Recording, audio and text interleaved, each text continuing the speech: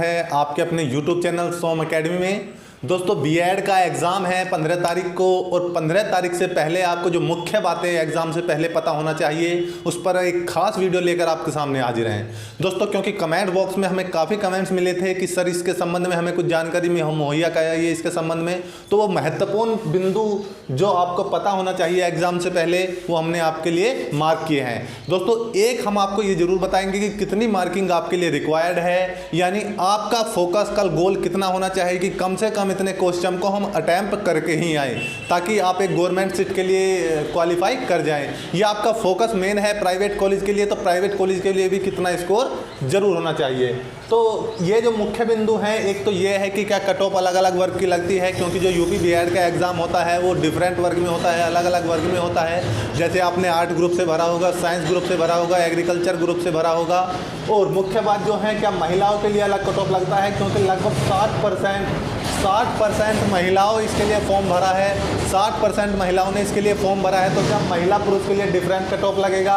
दोनों पेपर में क्वालिफाई होना जरूरी है, क्योंकि बीएड में पेपर फर्स्ट और पेपर सेकंड आता है। एक आपका सब्जेक्ट स्पेशल पेपर होता है और एक आपका हिंदी और जीके का होता है, जो कि कॉमन होता है। तो 3 पार्ट सबके लिए कॉमन होते हैं, जीके का, रीजनिंग का तथा हिंदी का, तथा जो चौथा पार्ट होता है वो डिफरेंट होता है, सब्जेक्ट वाइज होता है। प्राइवेट कॉलेज के लिए क्या स्कोर होना चाहिए और एग्जाम में आप क्या सामग्री लेकर जाएं, क्या कि आपको भागा दौड़ ना करनी पड़े, एग्जाम में जाएं और आपसे एग्जामिनर मांगे कि सर ये लेकर आइए, और फिर एग्जाम हॉल से आप बाहर निकलें। तो ये मुख्य बातें आपको पता होना चाहिए। बाकी सर आपको ब्रीफ करेंगे इस संबंध में। नमस्कार मित्रों, जैसा कि सर ने आपको बताया कि प्रत्येक वर्ग की अलग अलग कट ऑफ होगी, ऐसा बिल्कुल नहीं है।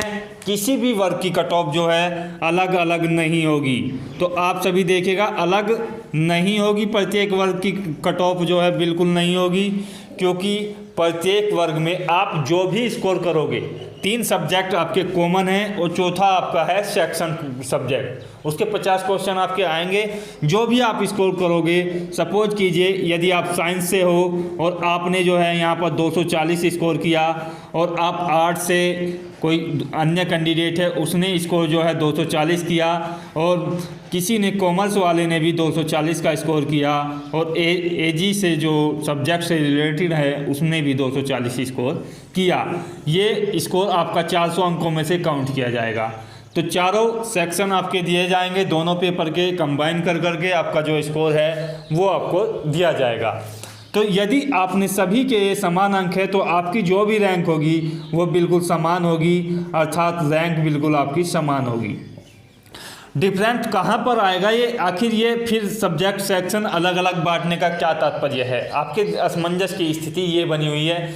यदि कट ऑफ सबकी समान रहेगी तो फिर अलग अलग सेक्शन का क्या फ़ायदा है। तो इसके लिए मैं आपको छोटी सी मोटी सी बात आपको समझा दे रहा हूँ। इसके बाद मैं एग्ज़ाम के बाद आपके लिए एक स्पेशल वीडियो इस पर बनाऊँगा। तो यहाँ पर कहने का मतलब ये है कि प्रत्येक कॉलेज में, सपोज कीजिए किसी कॉलेज में 100 सीट हैं, 100 सीट में से आपकी जो है साइंस के लिए जो है 30 सीट हैं, आर्ट के लिए जो है 50 सीट हैं, और यहाँ पर साइंस के लिए, आर्ट के लिए और कॉमर्स के लिए जो है 10 सीट हैं, और एजी के लिए भी आपकी 10 सीट हैं। तो यहाँ पर जब एडमिशन की प्रक्रिया होगी तो वहाँ पर आपकी जो है आपको अपना चॉइस जो है फिल करना होगा कि हमने ये सेक्शन से भरा हुआ है। यदि आपकी सीट वहाँ पर है तो आपको एडमिशन मिल पाएगा। यदि आपकी एजी की सपोज कीजिए कि यहाँ पर 10 सीट हैं और आपको केवल यहाँ पर एडमिशन मिलेगा, तो थोड़ा डिफरेंट जो है आपका कॉलेज में सीटों के आधार पर पड़ेगा। बाकी सभी को समान रैंक दिया जाएगा, समान अंक दिए जाएंगे। ऐसा नहीं है कि अलग अलग आपकी जो है कट ऑफ लगेगी। तो पहला डाउट आपका क्लियर हो जाता है कि कट ऑफ आपकी अलग अलग बिल्कुल नहीं होगी। दूसरी बात आती है महिलाओं के लिए कट ऑफ अलग होगी क्या। तो महिलाओं के लिए मैं आपको बता दूं कि अलग जो कट ऑफ होगी महिलाओं की वो भी बिल्कुल नहीं होगी। महिलाओं के लिए भी आपका क्या होता है कि महिलाओं के लिए आपकी जो रैंक होती है वो भी अलग नहीं होगी। महिलाओं के लिए कट ऑफ बिल्कुल नहीं होगी। क्यों नहीं होगी महिलाओं के लिए, फीमेल के लिए? वो इसलिए नहीं होगी कि जैसा कि हमने आपको बताया आर्ट, कॉमर्स और एग्रीकल्चर उसी तरीके से आपकी समान रैंक दी जाएगी। लेकिन महिलाओं के क्या है, स्पेशल कॉलेज होते हैं, स्पेशल कॉलेज होते हैं जिनमें जो है महिलाओं की सीट जो है बिल्कुल रिजर्व रहती हैं। तो दोस्तों एक आप बात समझिएगा कि 100 सीट हैं किसी कॉलेज में, वहाँ पर मेल और फीमेल क्या है, दोनों का एडमिशन लिया जा सकता है। लेकिन एक कॉलेज ऐसा है जो बिल्कुल स्पेशल कॉलेज है, वो फीमेल के लिए आपको बनाया गया है, उसमें भी 100 सीट हैं और फीमेल के लिए ही उसमें एडमिशन हो सकता है, उसमें कोई भी मेल कैंडिडेट का एडमिशन नहीं हो सकता। तो यहाँ पर रिजल्ट तो दोनों का समान रहेगा, रैंक दोनों की समान रहेगी, लेकिन महिलाओं का क्या होगा कि कम रैंक पर भी एडमिशन हो जाएगा।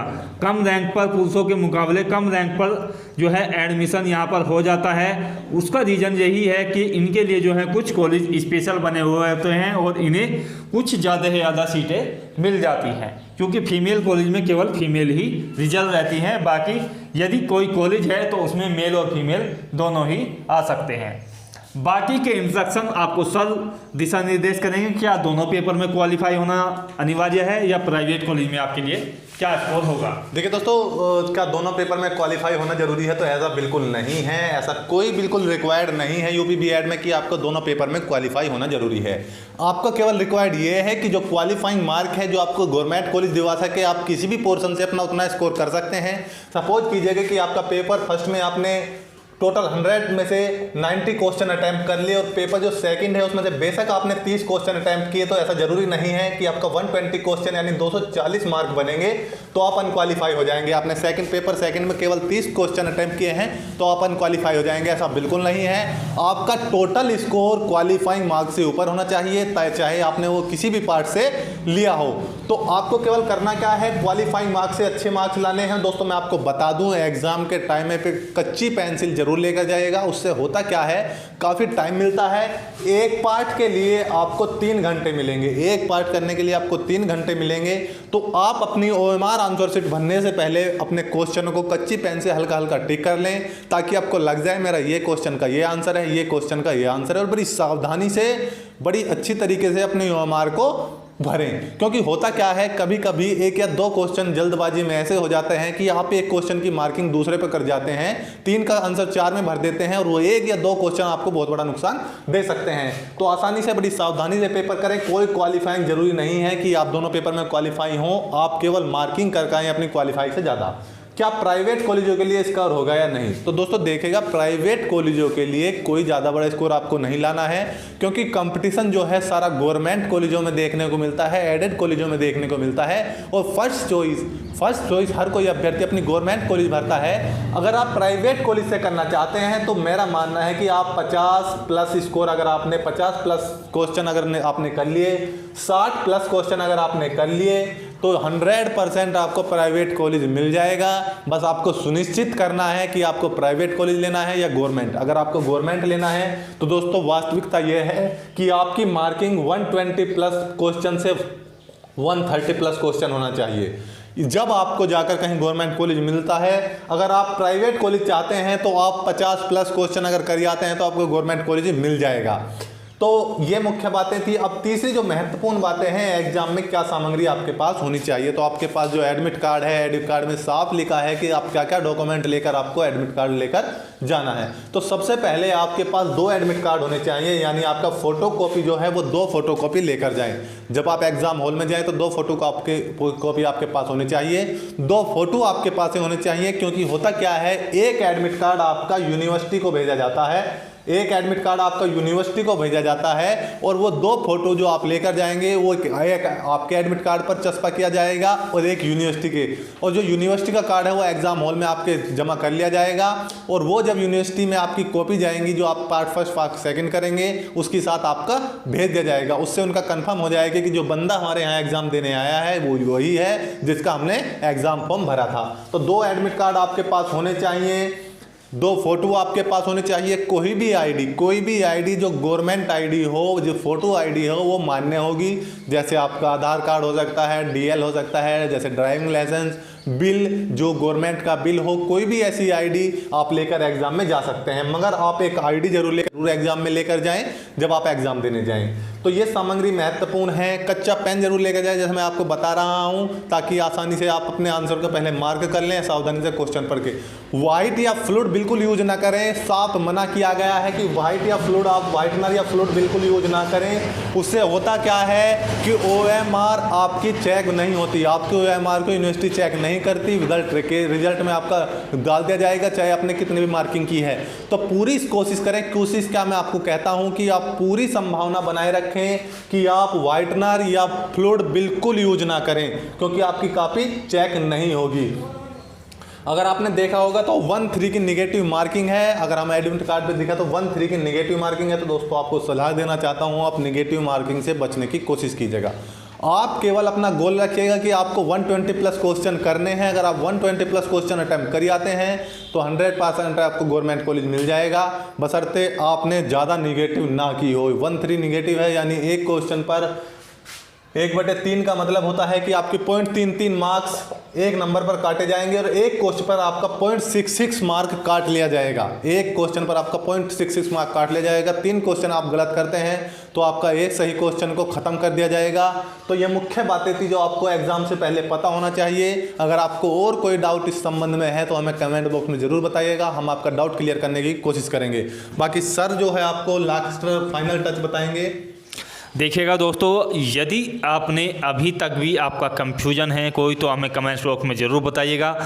दिमाग में कोई भी गलत फहमी ना रखें। आप अच्छे से प्रिपरेशन आपने की हुई होगी, हमारे प्रैक्टिस सेट के माध्यम से की होगी, लगातार क्लासेज भी हमने आपकी कराई है। तो ये डाउट बिल्कुल ना रखें मन में कि मेरी तैयारी कम है।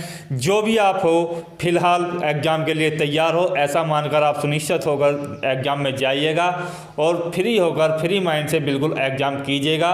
और ज़्यादा से ज़्यादा क्वेश्चन आप अटैम्प्ट करने की कोशिश ना करें। जो सही, बिल्कुल सटीक आंसर आपको पता है वही क्वेश्चन अटैम्प्ट करें, क्योंकि 3 घंटे का समय होता है। इसमें क्या होता है कि आपके पास समय काफ़ी ज़्यादा बचा रहता है और जिसके कारण आप ज़्यादा से ज़्यादा क्वेश्चन अटैम्प्ट कर जाते हैं और 90 प्लस क्वेश्चन लगभग ज़्यादातर बच्चे अटैम्प्ट कर जाते हैं और उनका सिलेक्शन यहाँ पर नहीं हो पाता है, क्योंकि नेगेटिव मार्किंग का जाल उन्हें जो है फंसा लेता है और लालच जो है उन्हें भारी पड़ जाता है। तो दोस्तों आपको सलाह देनी चाहूँगा कि फ्री माइंड से जाएं और एग्ज़ाम सेंटर में अच्छे से एग्ज़ाम दें। मिलते हैं नेक्स्ट वीडियो में। जय हिंद, जय भारत, धन्यवाद।